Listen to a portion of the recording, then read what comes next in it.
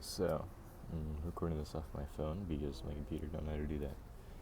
Alright, so, for bubble sort, um, way it works is you have to use your variables. We have, for size, we have the length of the array, and then we have the last and current, and then the book is temp.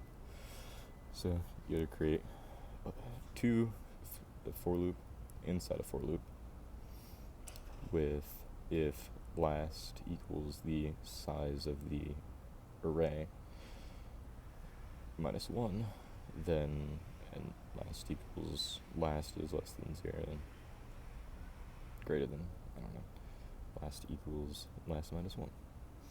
If that works, you go into this one, which current is 0, which is true because you haven't set current anything. And current is greater than, less than, I can remember which one, and last, and current equals current plus 1. So if ascending, which is the ascending order, we put that somewhere else. Then books current, that get price, which is the getter for price that was made over here, in here, and all this, I believe. No. Yes, here. So it's like that. Then if that is greater than current plus 1, dot get price, then temp equals books current, and books current equals books current plus 1. You keep going through that. Keep going through this loop for all of this to sort it. If it's not ascending, then the books current equals price is greater than, less than books current plus 1, then temp equals books current equals books current plus 1, and books current plus 1 equals temp. So it just keeps going through that until it sorts through the entire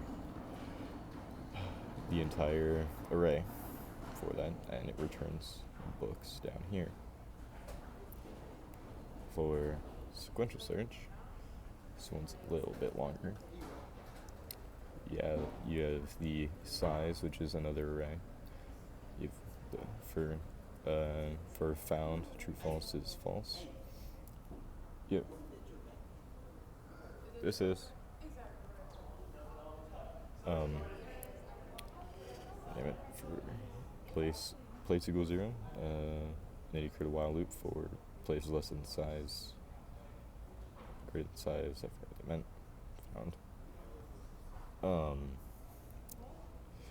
You had two strings, to find and to find trim.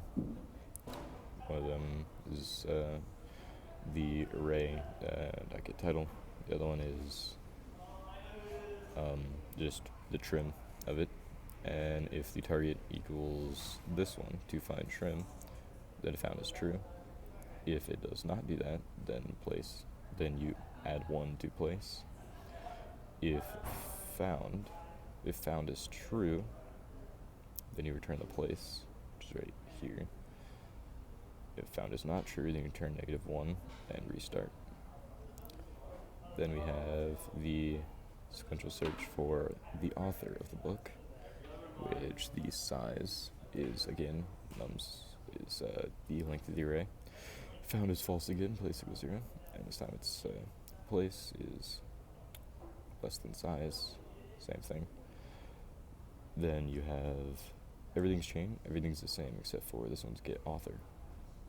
So you do the target if and that is found equals true, then you go down here.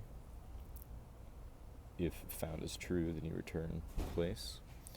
If the target is if found is not true, then you go down here, and if place equals places, you add another one to place.